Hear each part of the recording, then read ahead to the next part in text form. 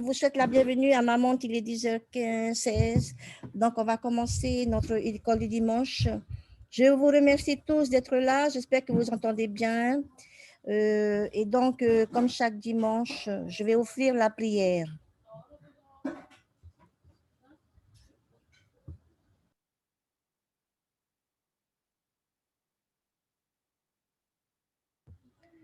Notre Père Céleste, nous te remercions pour tes nombreuses bénédictions dans nos familles, dans nos foyers. Nous te remercions pour ce beau jour de sabbat et l'opportunité que nous avons de pouvoir nous édifier les uns les autres. Nous te remercions aussi pour le plan du salut et pour tout ce que tu as préparé afin que nous puissions retourner en ta présence. Nous te demandons de nous accorder ton esprit, que nous puissions mieux comprendre tes écritures et les révélations que tu as données par l'intermédiaire du prophète Joseph Smith, et que nous puissions être édifiés pendant cette leçon. Nous te demandons aussi de bénir nos familles et tous les membres de la paroisse, ainsi que les membres de la Polynésie française. Et c'est notre prière au nom de Jésus-Christ. Amen. Voilà. Donc, merci. Donc, aujourd'hui, la leçon, c'est Sois témoin. C'est dans Doctrine et Alliance 14 à 17. Il y a tellement de choses à dire. On va rester sur Doctrine et Alliance 14, si vous voulez bien. Et on va se focaliser sur des points très importants. Je pense que tout le monde connaît bien ces chapitres. Donc, voilà. Alors, si vous prenez Doctrine et Alliance 14, on va se focaliser. Alors, je vais faire que deux parties dans ce Doctrine et Alliance deux parties qui me paraissent très intéressantes. La première, c'est sur 14, Doctrine et Alliance 14, versets 2 à 4. C'est ce qu'on va étudier en premier. Et puis ensuite, la deuxième qu'on va étudier, ce sera Doctrine et Alliance 14, 7. OK? Donc, voilà. Donc, on va prendre Doctrine et Alliance 4.2 et on va commencer. Dans Doctrine et Alliance 14, versets 2 à 4, on parle de deux armes que Dieu nous propose d'utiliser et puis et pour servir. Donc, si vous voulez aller regarder quelles sont ces deux armes, très facile, hein, il n'y a pas de... il n'y a pas de mystère là-dessus. Mais on va surtout travailler et regarder quelle est la symbolique derrière ces armes que Dieu nous a données et dont il parle dans Doctrine et Alliance 14. Alors, si vous êtes tous dessus, ce sera très bien. Alors, la première arme qui est évoquée dans le verset 2, c'est... L'épée tranchante. Voilà, une épée tranchante, une épée... alors, elle a plusieurs qualités, on va revenir dessus. Et la deuxième, sur le verset 3, alors... Une faucille. Une faucille. Je ne sais plus quand on dit c'est fossile ou fossile. OK, il y a deux L, on va dire fossile. Super. Donc, en fait, voilà les deux armes. Et c'est très intéressant, je pense que ce serait intéressant qu'on travaille là-dessus. OK? Donc, imaginez-vous aller servir Dieu et il vous donne deux armes. Dans une main, vous avez une épée à double tranchant. Alors, il y a plein de choses qu'on dit sur cette épée et qu'on va essayer d'aller regarder. OK? Et dans l'autre, il y a une faucille. OK? Alors, on va commencer par l'épée. OK? Pourquoi l'épée et la faucille? On a l'impression de partir en guerre. Ah, exactement. Mais parce que en fait, voilà, on a l'impression de partir en guerre et que du coup, il faut qu'on ait des armes. Effectivement. Voilà. Et si vous regardez bien l'épée, OK? Alors, dans le verset déjà, elle représente la parole de Dieu. On est d'accord? Hein, puisqu'il dit qui est semblable, voilà. Ma parole qui est vive et sans plus acérée qu'une épée à double tranchant. D'ailleurs, si vous regardez Doctrine et Alliance 27, vous allez pouvoir voir aussi qu'on parle de cette épée-là, 27-18. Et du coup, on nous donne un autre détail vraiment important dans Doctrine et Alliance 27-18. Et quel est ce détail-là? Cette épée-là, il y a un autre... Est-ce que vous pouvez aller regarder? 27-18.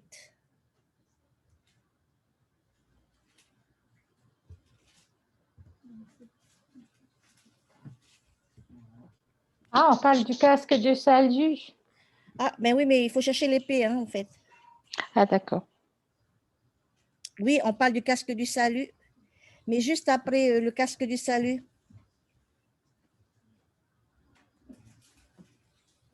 on parle de quoi? De l'Esprit du Seigneur. Ok, on parle de l'épée de l'esprit, non? Oui, Voilà, ok. Donc, alors, en fait, si je résume, Dieu a placé l'épée de sa parole entre nos mains et il dit qu'en fait, cette épée, elle a un double tranchant. Alors, et là, on comprend deux choses, frères et sœurs. C'est quoi ce double tranchant? Si je compare Doctrine et Alliance 14, 2 et, 14, et 27, 18, en fait, là, on comprend deux choses. Quels sont le double tranchant? l'Esprit de vérité. OK? Il y a le premier, c'est l'esprit, et l'autre, c'est la parole. En fait, on a l'épée de sa parole et l'épée de l'esprit. OK? C'est ça le double tranchant. Cette épée-là, en fait, on utilise la parole et on utilise l'esprit pour combattre. OK? C'est vraiment une symbolique. Et si vous regardez bien, si on réfléchit bien à l'importance de la parole de Dieu, et finalement, ben, on comprend mieux pourquoi c'est important d'utiliser et la parole et l'esprit. D'accord? Voilà. Euh, alors, attendez. Voilà. Et donc, du coup, je voulais juste que vous réfléchissiez. Pourquoi est-ce que la parole de Dieu et l'Esprit de Dieu, c'est comme une épée? À votre avis, pourquoi Dieu utilise cette symbolique-là? Et pourquoi il associe la parole et l'Esprit avec une épée? Est-ce que vous vous êtes déjà posé la question?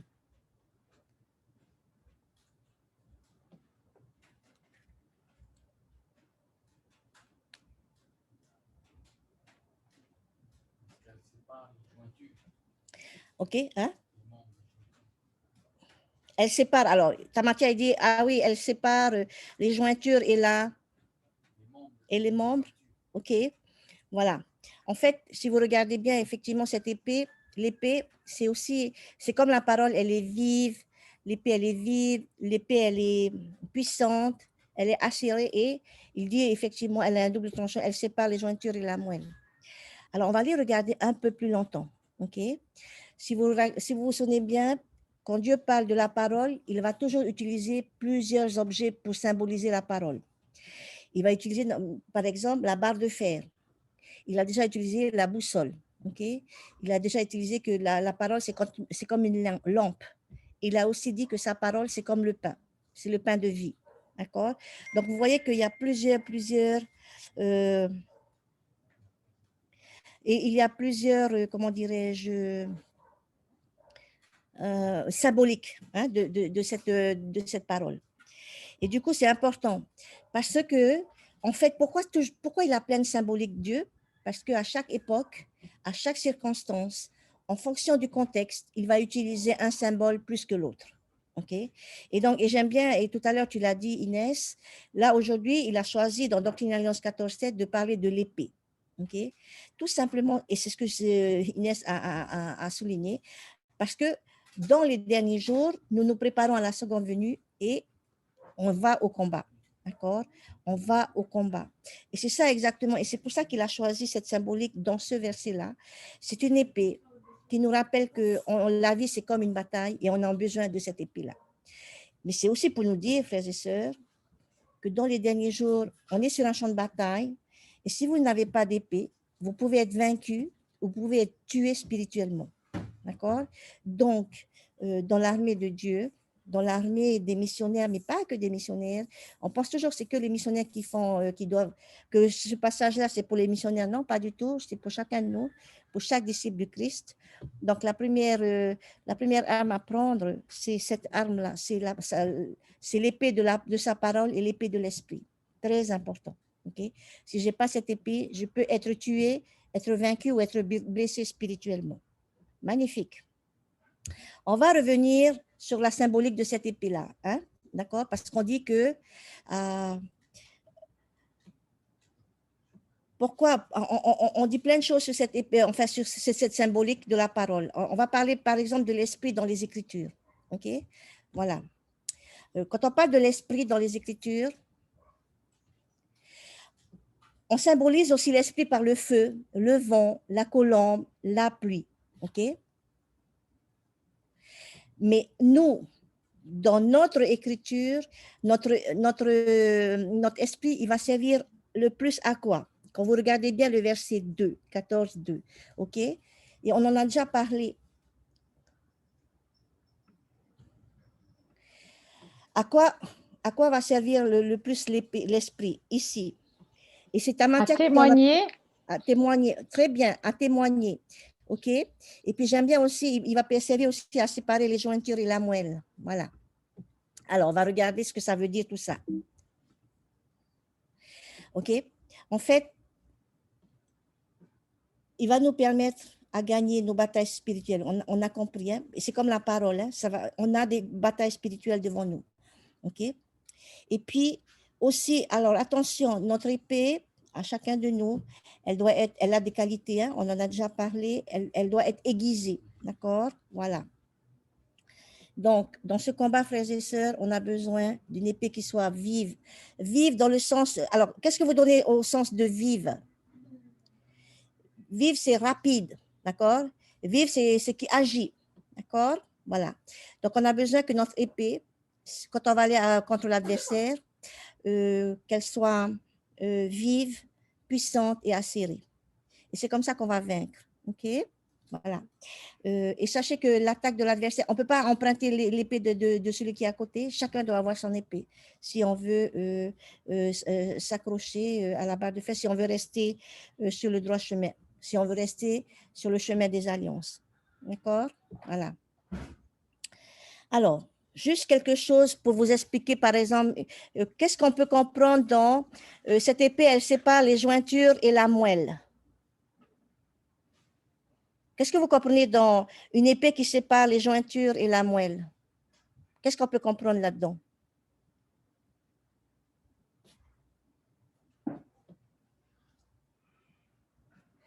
Qu'est-ce que vous en pensez? Alors, déjà, les jointures et la moelle, elles se cachent derrière le muscle.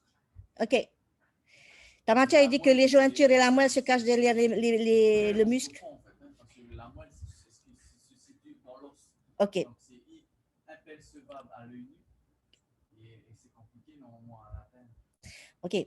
Tamatia dit... Cette épée est tellement si tranchante que à moyen de fausse manip, tu perds ton oncle. OK. Alors, effectivement, Tamatia dit que, attention, les jointures et la moelle, alors d'abord, les jointures, c'est derrière les muscles, donc on ne voit pas, et la moelle, c'est ce qui est au centre de l'os, donc c'est quelque chose vraiment d'invisible et c'est en profondeur. C'est très bien cette histoire-là, cette notion-là, OK? Sachez aussi que les articulations, donc les jointures et la moelle, sont les parties les plus résistantes du corps. Okay? Et donc, effectivement, il faut aller loin, il faut une épée très puissante pour couper les articulations et la moelle. Et c'est ça qui est bien, c'est ça qui est beau dans la symbolique, que la parole de Dieu, elle peut trancher, elle peut aller jusque sur ces moindres endroits-là, sur ces endroits les plus loin, les plus profonds. D'accord? Voilà. Alors, du coup, on va continuer. Alors, on va continuer sur cette expliquer. Je pense que vous commencez à comprendre cette symbolique de. Elle peut trancher, elle peut séparer la jointure les jointures de la moelle. Ok. En fait, vous savez tous que l'épée de la parole et l'épée de l'esprit, il va nous transpercer. En fait, et c'est cette symbolique-là. Ça va nous transpercer jusqu'au plus profond. D'accord? Voilà. Et j'aime bien cette idée-là. Frères et sœurs, cette épée, elle va transpercer le péché, elle va transpercer les messages, elle va séparer la vérité de l'erreur, elle va jusqu'au plus profond de nous aussi. Il y a deux aspects dans cette partie-là, n'est-ce pas? Il y a ça, cette épée qui transperce le péché, les mensonges, mais il y a aussi cette épée, quand la parole de Dieu nous touche, elle va aller jusqu'au plus profond de notre être. Elle va aller au plus profond de notre âme. Okay? Donc voilà les deux symboliques autour du mot séparer les jointures et la moelle. Okay? Soit elle nous transperce, parce qu'on a fait du mal aussi, ou soit elle va pénétrer en profondeur jusqu'à nous transformer. Donc c'est quelque chose que l'on doit retenir donc de cette parole. Et vous comprenez maintenant pourquoi Dieu il nous dit dans son œuvre, il faut avoir cette épée. l'épée de la parole et l'épée de l'esprit. D'accord? Cette épée, elle va nous pénétrer jusqu'au centre même de l'âme. D'accord? Et c'est exactement ça. L'évangile, c'est ce que fait l'évangile. C'est l'effet qu'il a sur nous. Okay? C'est que ça aille tout au plus profond de notre cœur. Et quand ça va au plus profond de notre cœur, là, notre témoignage devient de plus en plus puissant, de plus en plus ferme. Et personne ne peut nous faire changer. Ok? Voilà. Ok.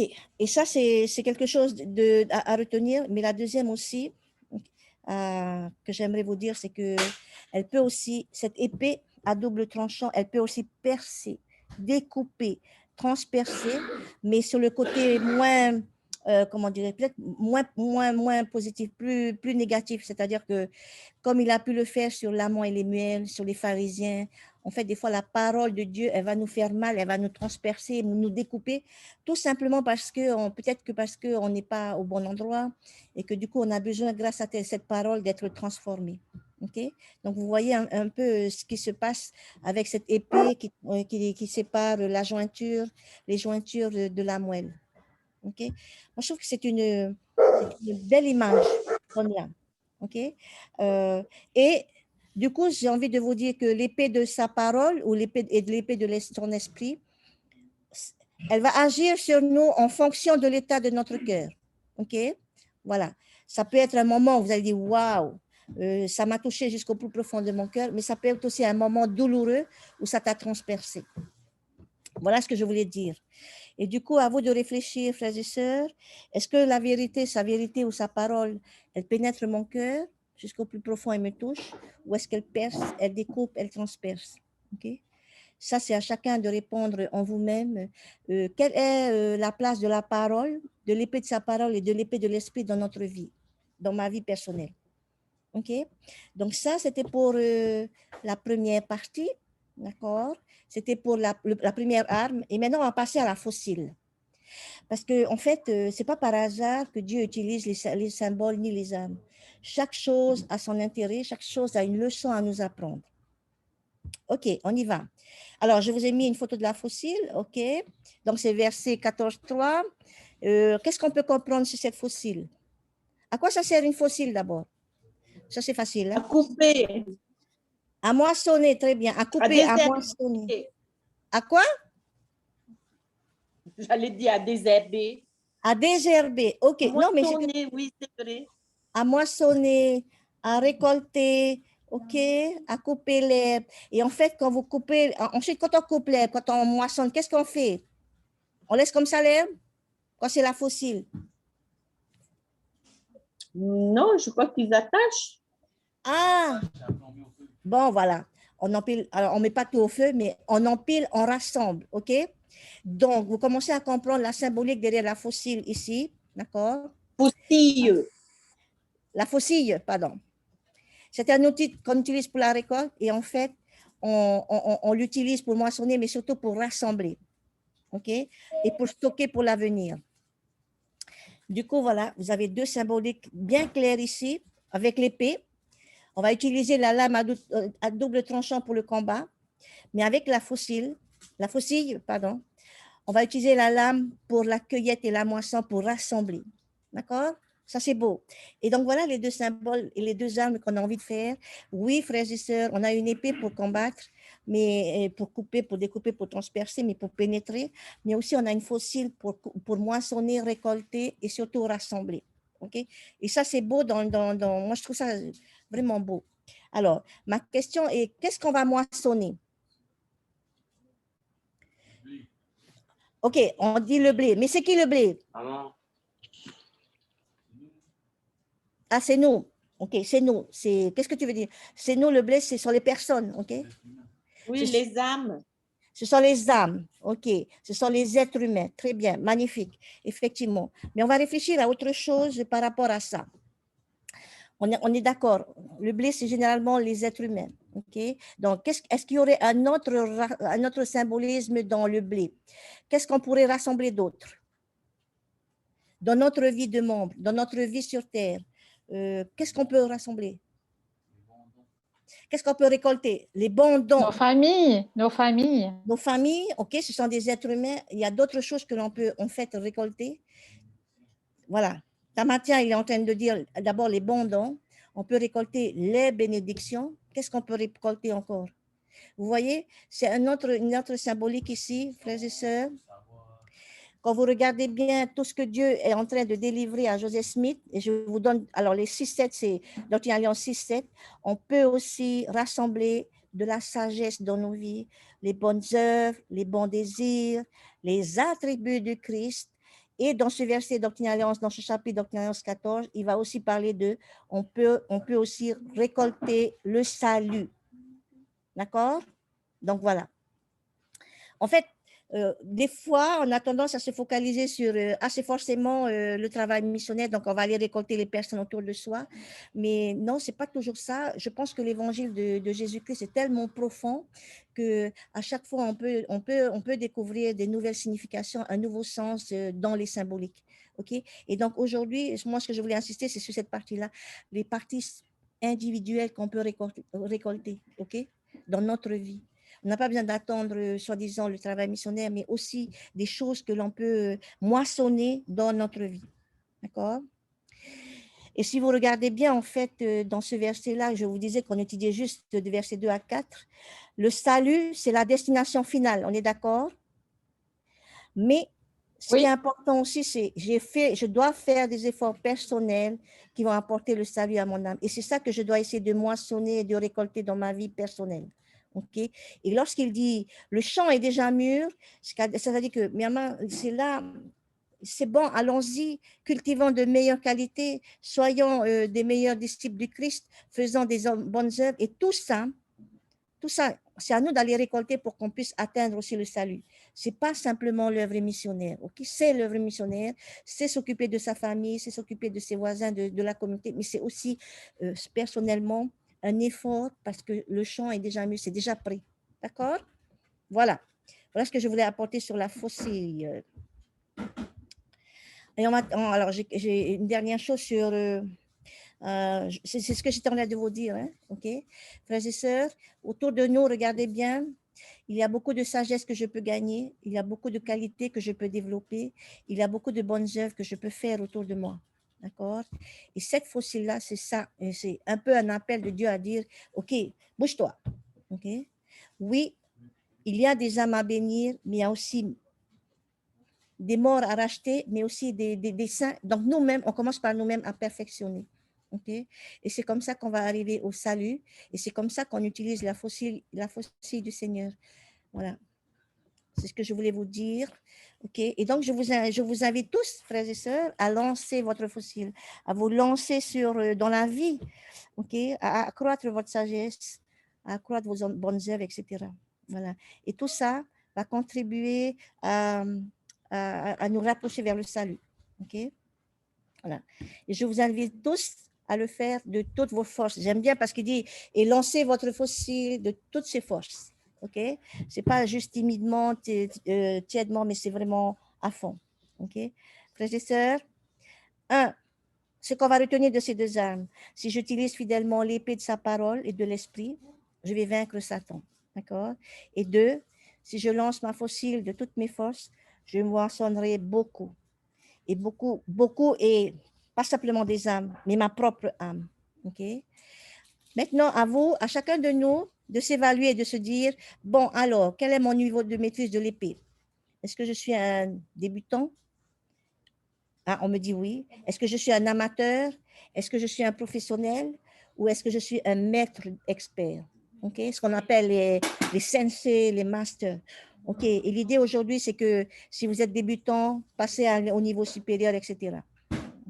C'est l'encouragement que je peux nous faire à tous, à chacun de nous, d'utiliser l'épée de sa parole et l'épée de son esprit, ainsi que la faucille.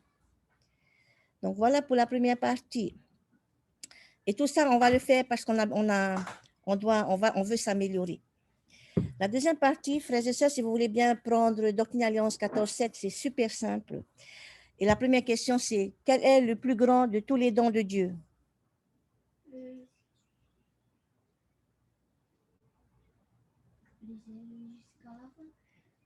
Non, c'est un don. Oui, mais quel est le... Non, c'est pas persévérer. Juste après. Quel est le don le plus grand de tous les dons de Dieu? La vie éternelle. Voilà. Le salut. Voilà, le salut, la vie éternelle. Alors, la vie éternelle, exactement. C'est ça le plus grand de tous les dons de Dieu. Alors, je sais qu'on connaît tous ce que c'est la vie éternelle, on sait exactement ce que ça veut dire, mais j'aimerais juste reprendre quelque chose avec ensemble pour qu'on soit encore plus, on va dire, reconnaissant de cette vie éternelle. D'accord? Voilà. Et donc, la question que je pose, c'est pourquoi est-ce que c'est le plus grand de tous les dons de Dieu, la vie éternelle? Est-ce que vous savez pourquoi?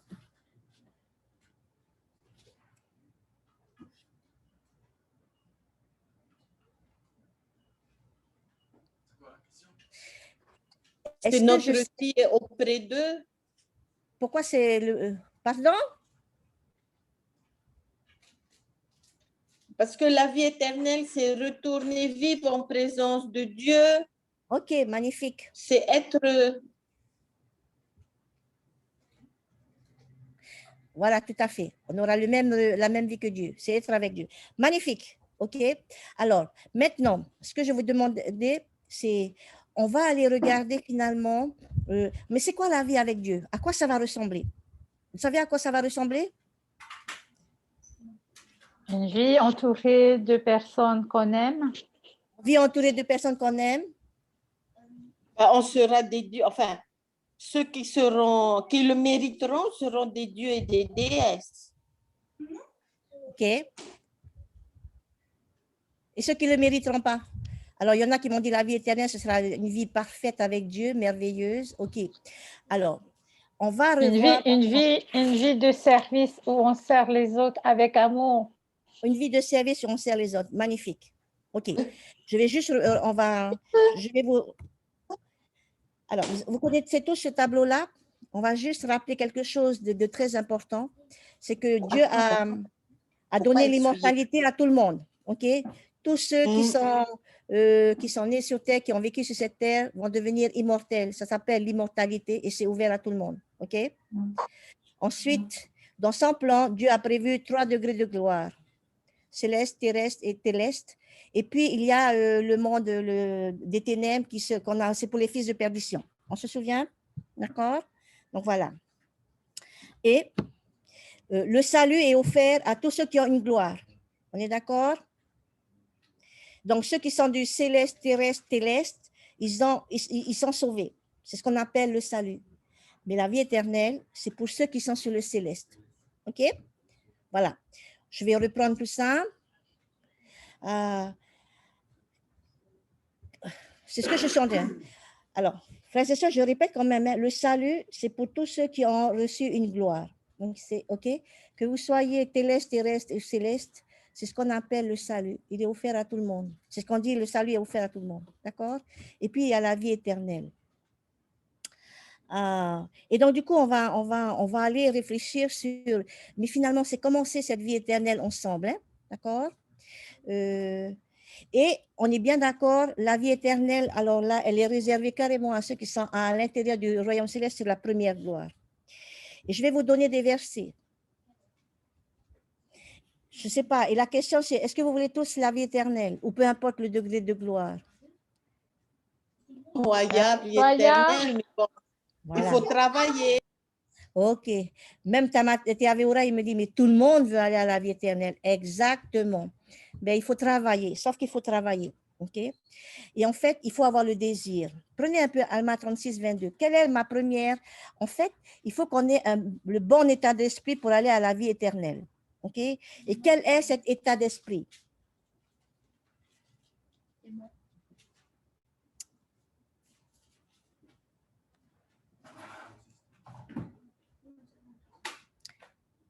Est-ce que tout le monde est sur Alma 36, 22? Oui. Alors, est-ce que vous pouvez me trouver le mot-clé pour dire quelle est la bonne attitude, le bon état d'esprit pour être... Être comme un ange. Alors, être comme un ange? Non, il parle de quelque chose d'important là. À la fin, qu'est-ce qu'il dit? Mais oui. En fait, c'est Alma qui est en train d'enseigner, hein, et il enseigne sur les gloires, et il dit, et mon âme aspirait à être là-bas. Et là-bas, c'était dans la vie éternelle. Il parlait de la gloire céleste. OK? Frères et sœurs, c'est ça la question. Est-ce que mon âme aspire à être là-bas? Une fois que mon âme aspire à être là-bas, on va pouvoir regarder, bon, ben, à quoi ça ressemble la vie là-bas? D'accord? Voici les versets que je vous donne. Alors, il y a plein de versets, évidemment, sur à quoi ressemble la vie éternelle. OK? J'ai choisi 1, 2, 3, 4, 5, 6, 7. Je n'ai choisi que cela, mais parce qu'on n'a pas non plus 20 heures, 4 heures hein, pour enseigner. Il y a juste quelques minutes. Donc, du coup, on va les prendre un par un, frères et sœurs, et puis on va aller regarder à quoi ressemble la vie éternelle. Alors non, livre de Mormon. On commence par Doctrine et Alliance 76, 89. On va faire un par un. Allez, on y va. Qu'est-ce que je peux retenir dedans? Qu'est-ce que je peux retenir qui va m'aider à comprendre à quoi ressemble la vie éternelle? OK? Alors, on y va, 76. 76, 89. Celui qui a trouvé une réponse, il peut partager. Hein. La gloire de Céleste. Oui? Oui?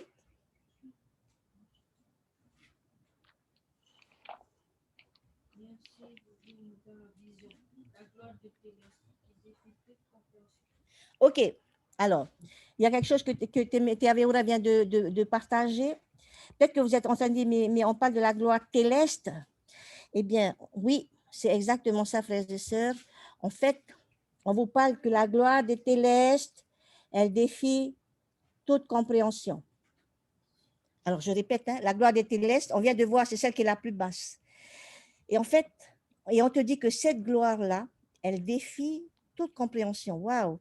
Ça veut dire concrètement, frères et sœurs, si déjà, en fait, nous, ne serait-ce que la gloire céleste, c'est quelque chose d'incroyable, qui surpasse notre entendement. Okay? Alors, si déjà on vous dit que la gloire des célestes, elle défie toute compréhension, vous pouvez donc comprendre que, alors ça veut dire que la gloire céleste, c'est encore plus incroyable, plus incompréhensible et plus lumineux, plus merveilleux. OK? Sachant que la gloire céleste, c'est celle qui est comparée au soleil et elle surpasse la gloire céleste puisque la gloire céleste, c'est celle qui est comparée aux étoiles. Et donc, vous pouvez comprendre que, en fin de compte, la gloire céleste, ça va être super, super, méga. On ne sait pas comment ils disent les jeunes, là, méga, super top. OK? Alors que dans ce verset, on nous dit juste que la gloire céleste, c'est carrément, ça dépasse toute compréhension. Okay? Donc, il faut faire les liens et voir et comprendre un peu, en fait, cette gloire céleste. OK, super. Ça, c'est la première chose. Ça va être merveilleux. Même ceux qui seront à la gloire céleste, c'est quelque chose qui dépasse la compréhension. Maintenant, on va sur Énoch 1, 27, si vous voulez bien.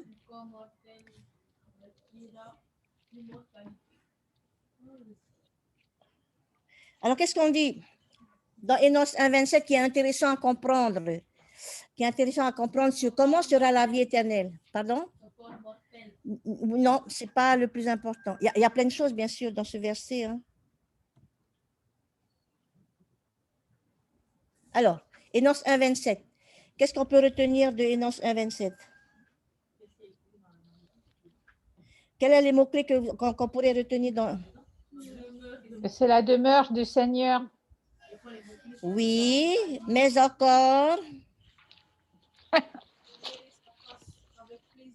Je verrai sa face. Alors, c'est vrai. Il y a plein de promesses qui sont dedans. Hein? On est d'accord. C'est la réjouissance. Il dit en fait, non, je me réjouis en pensant au jour où mon corps mortel est tiré. Oui, mais on te parle de quelque chose. Alors, en fait, je répète ma question. À quoi va ressembler la vie éternelle? OK. Et dedans, il te dit un mot-clé qui te dit, voilà, ça, c'est la vie éternelle. OK, on verra sa face. C'est la présence constante de Dieu. Magnifique. C'est pour ça qu'on veut retourner là-bas, oui. Et là, je suis en train d'aller dans les détails. Et il dit quelque chose, un mot important peut-être, mais qui n'a pas l'air important pour vous. Je vais bientôt avec plaisir. Ah, ça y est, on vient de me dire. Le 1,27, non, on vient de me dire, en fait, il fallait mettre, voilà, et je vais bientôt à mon lieu de repos. Non, non, déjà, on râle tout le temps qu'on est en train de travailler. Et j'aime bien ce qu'il dit. Car je sais qu'en lui, j'aurai le repos. Voilà. Donc, du coup, frères et sœurs, la vie éternelle, c'est un lieu de repos. OK? C'est un lieu, voilà. Tout à l'heure, vous avez dit, ça va être cool. Voilà. Alors, attention. Je suis d'accord. Il y a plein de choses qu'il nous promet et qu'il dit, ah voilà, quand j'irai à la vie éternelle. Hein? Mais un mot-clé, le repos, en fait. OK, frères et sœurs? La gloire céleste est un repos. Bon, je n'ai pas dit que c'était les vacances éternelles, en fait. Il faut savoir que le travail, l'adoration et l'apprentissage font partie de l'éternité. Mais, alors c'est quoi ce repos dont il nous parle alors? On sera reposé de quoi? Oui, vas-y. Moi, je pense que c'est où on n'aura plus à défier le mal. C'est ce genre de repos-là, où on ne sera pas en perpétuelle bataille avec le mal. Merci, magnifique. Exactement. Merci, bravo, bravo. Ah, ça y est, vous commencez à toucher la vie éternelle là.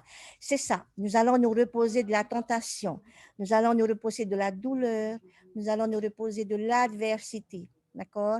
Mais on continuera à servir avec amour, comme vous avez dit tout à l'heure, on continuera à travailler dans la maison de Dieu, etc., etc. Donc voilà, oui, voilà.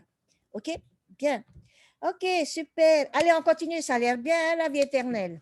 Le 2,41, on y va. Alors, attends, je regarde. L'État bénit bientôt. Gardez les commandements de Dieu. Gardez les commandements de Dieu. Alors, je répète, parce qu'il y en a qui me reposent la question. Qu'est-ce qu'on cherche? Comment sera la vie éternelle? À quoi ça ressemble la vie éternelle? Hein? OK? Donc, c'est une gloire qui va surpasser toute compréhension au-delà de toute gloire. C'est une où on va se reposer dans 2,41. Dans un état de bonheur sans fin.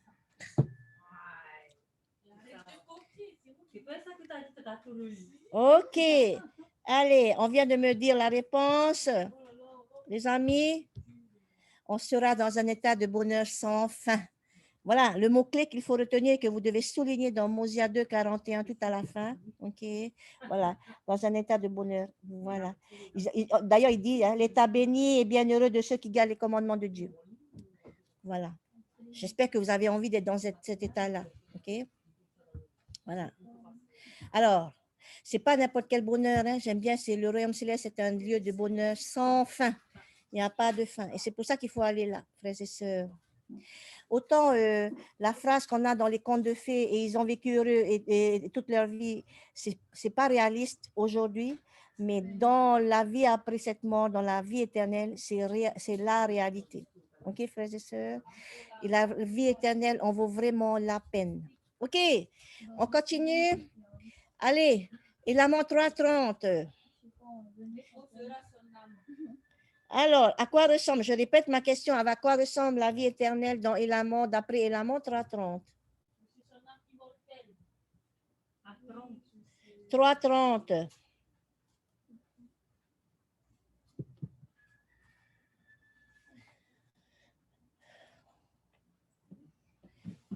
On sera en prison des anciens, non?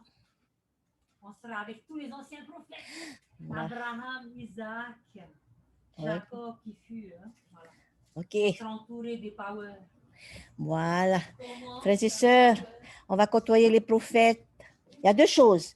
On va côtoyer les prophètes, les anciens grands dirigeants, tous ceux qui nous ont précédés, et tous les saints hommes et les saints hommes et les saintes femmes qui nous ont précédés et non plus sortir.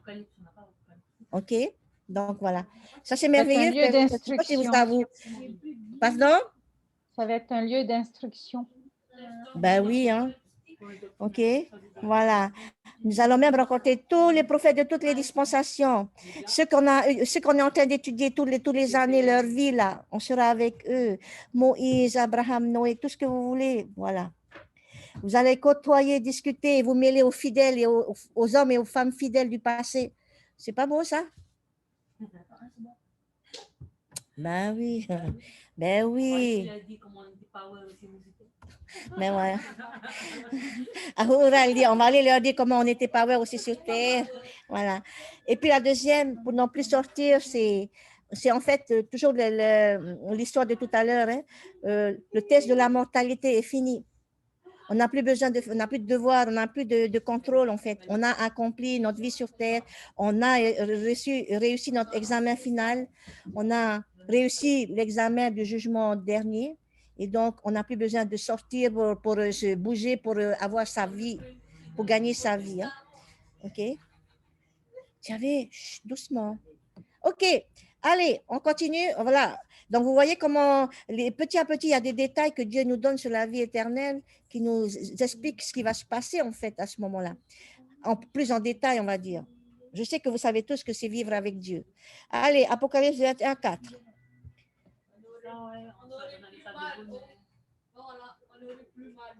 Ah, on n'aurait plus mal. On n'aurait plus... Voilà, très bien. Alors, c'est bien. On va plus souffrir, exactement. Merci. Alors, on a des jeunes qui vont plus vite que vous tous. Voilà. Plus de larmes, plus de deuil, plus de cris, plus de douleur. Enfin, voilà quoi. Comme on a dit, c'est l'état de bonheur sans fin. Aujourd'hui, sur cette terre, on rencontre notre lot de laideur, notre lot de douleur, notre lot de chagrin. Certains parmi nous souffrent beaucoup plus que d'autres, sûrement, mais on nous promet que c'est la vie éternelle. Toutes les choses vont s'arranger. Okay? Et on ne sera plus, on va passer à côté du péché, la mort, la souffrance, tout ça, ça va, la douleur physique, la douleur émotionnelle, la douleur spirituelle seront effacées, frères et sœurs. Et donc, ça vaut le coup d'être dans cela en vaut la peine d'être dans la vie éternelle. D'accord? Magnifique. On continue, on a les deux derniers versets, donc 101, 32, 34. On y va.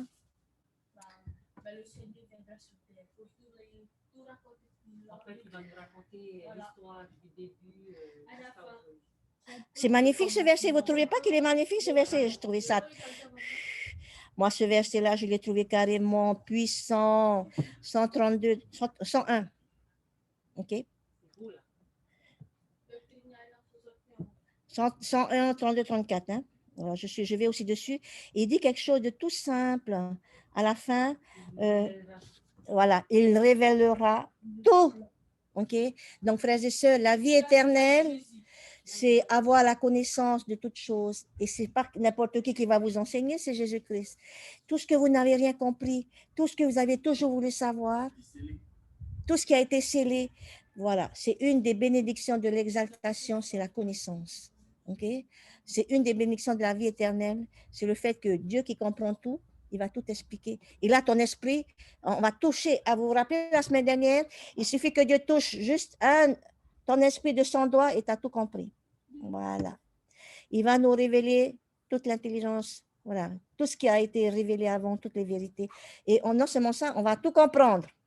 OK? Ben, je ne sais pas si vous avez envie de tout connaître, mais ce serait intéressant. Si nous allons dans la vie éternelle, on aura tout ça de dévoilé. Il révélera tout, bien souligné, Miama. Et il vous donne la liste de tout ce qu'il va révéler. Ça, c'est beau. Bien. Et on passe au dernier.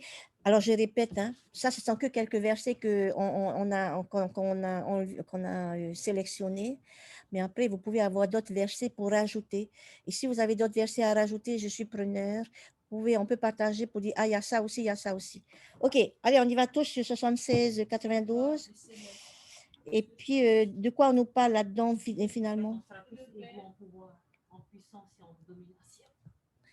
Waouh, ça, c'est le top du top. Hein. OK, bien. Voilà. Et le dernier, c'est, on sera... Ah non, mais quand tu lis ça, tu te dis, waouh, waouh, waouh, waouh. Hey, c'est pas du PH, Miama. Le verset 95, il y a marqué, et il, chez Jésus-Christ, il les rend égaux en pouvoir, en puissance et en domination. Waouh. Mais, voilà. On va recevoir, d'ailleurs, ils te disent, vous allez recevoir la plénitude de sa grâce. OK? Et on va être égal en pouvoir, en puissance et en domination. Et ça, c'est sublime. Ça surpasse. Voilà. Il y a un de nos jeunes là, Mahoto dit, hein, c'est ça Mahoto? Mahoto dit, ah bon, on va avoir tout ça et tout. Aujourd'hui, on n'arrive pas à concevoir, en fait, ça dépasse notre compréhension. Mais justement, même si on ne comprend pas, mais mettons-nous à la tâche, lançons notre faucille, utilisons notre épée à double tranchant, d'accord? Et surtout, est-ce que je me rends compte qu'en tant que membre, j'ai le privilège de comprendre ces choses-là? J'ai le privilège de comprendre le plan du salut et quel est le vrai sens de l'exaltation, de la vie éternelle. Et comment nous pouvons devenir comme Dieu. Donc, frères et sœurs, à partir d'aujourd'hui, il faut qu'on soit témoins, que notre vie montre aux gens qu'on est sur une trajectoire différente parce qu'on veut aller à la vie éternelle. Okay? On ne veut pas faire juste en bas, on veut faire jusqu'en haut. Okay? Et il faut de la puissance pour aller jusqu'en haut. Donc, voilà. Et j'espère que vous comprenez mieux maintenant pourquoi la vie éternelle, c'est le plus grand de tous les dons de Dieu. Quand vous regardez tous ces versets-là, et vous vous rendez compte que waouh, ben ça en vaut la peine. Okay? Même si c'est difficile, même s'il faut travailler. OK? Voilà. Et je voulais terminer avec ce verset-là, 1 Corinthiens 2,9. Okay? Et c'est Paul qui expliquait ce que c'était que le salut et la vie éternelle. Et il te donne quelque chose, ce verset-là d'1 Corinthiens 2,9 qui est magnifique. Voici ce qu'il dit, ce 1 Corinthiens, voilà. Je vous invite à le lire. Oui, voilà. Tout cela en vaut la peine. Ces choses dont je vous parle, ces choses dont Dieu a révélé à différents endroits des Écritures, et c'est pour ça qu'on doit étudier les Écritures, Paul dit, ce sont des choses que l'œil n'a point vues, que l'oreille n'a point entendues, et qui ne sont point montrées, oh purée, c'est montré au cœur de l'homme, des choses que Dieu a préparées pour ceux qui l'aiment. D'accord, frères et sœurs? C'est exactement ça. Ce sont des choses que Dieu a préparées pour ceux qui l'aiment. OK? Peut-être qu'on ne comprend pas, peut-être qu'on voit, on dit c'est tellement incroyable, mais ce sont véritablement des choses que Dieu a préparées pour nous. OK?